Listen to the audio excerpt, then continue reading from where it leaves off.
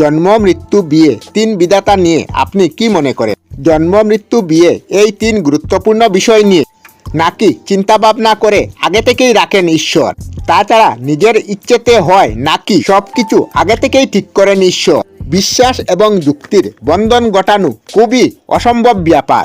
সঠিক গুরু না থাকলে নাস্তিক ভক্তের ভক্তি জন্মায় না, ঠিক তেমনি অবৈজ্ঞানিক মনের কুসংস্কার ঘটে না। যদি বিজ্ঞানে জোড়ানো আলোর দাক্ষায় সে ঘুম থেকে জেগে উঠে, অর্থাৎ কিছু ভাবনা এবং কিছু চিন্তা মিলেমিশে একটি বাস্তব প্রতিফলন উঠায়, তবে তাতে দেখতে হবে কতটা যুক্তির পরিস্থিতি আছে। কিছু বিশ্বাস আস্থা থেকে যায়, অনেকদিন ধরে চলে আসছে, ফলে এটা যে প্রজন্মের পর প্রজন্ম গ্রহণ করে, এই ধরনের একটি ধারণা হলো জন্ম মৃত্যু বিয়ে। এটা কি ঈশ্বর আগে থেকেই চিন্তা ভাবনা করে রেখেছেন? আপনি অবশ্যই বিজ্ঞানীর যুক্তি চাইবেন। পৃথিবীতে চলতে গেলে আমাদেরকে একাধিক দিকে ভরসা করে এগোতে হয়, সেগুলি থেকে কখনো কখনো বিশ্বাস জন্মায়।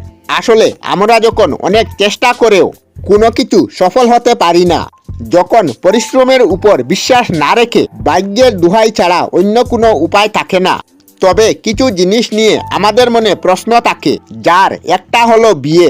হিন্দু শাস্ত্রে বিয়ে শব্দটা যে এতটা গভীর, সেটাকে যে কেউ হালকাভাবে নেওয়ার কথাও ভাবে না।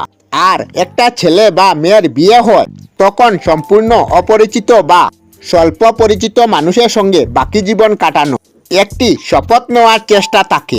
এটা তো খুবই সাধারণ ঘটনা।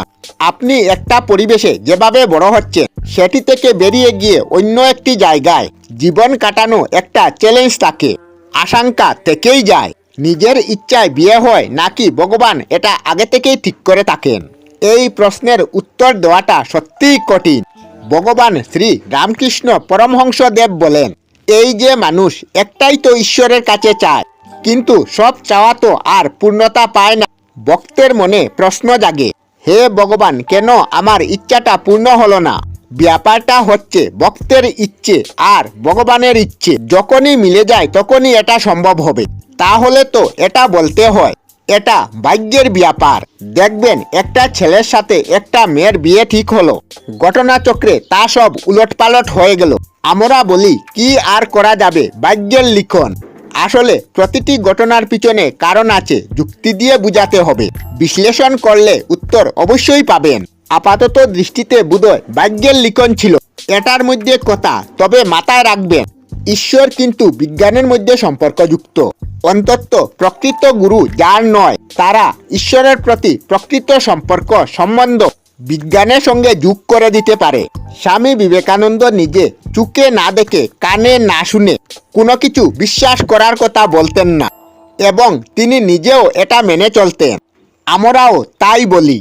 আমরা আমাদের চ্যানেলে সব ধরনের ভিডিও আপলোড করি, যেমন ব্লগ, নিউজ, কুকিং ভিডিও, ধার্মিক আলোচনা ইত্যাদি।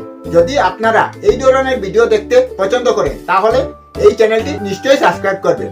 আমি আপনাদের সাথে বিদায়ক না, আজকের মতো বিদায় নিলাম। আর ভিডিওটি ভালো লাগে লাইক, শেয়ার ও কমেন্ট করবেন। ভিডিওটি সম্পূর্ণ দেখার জন্য অশেষ ধন্যবাদ।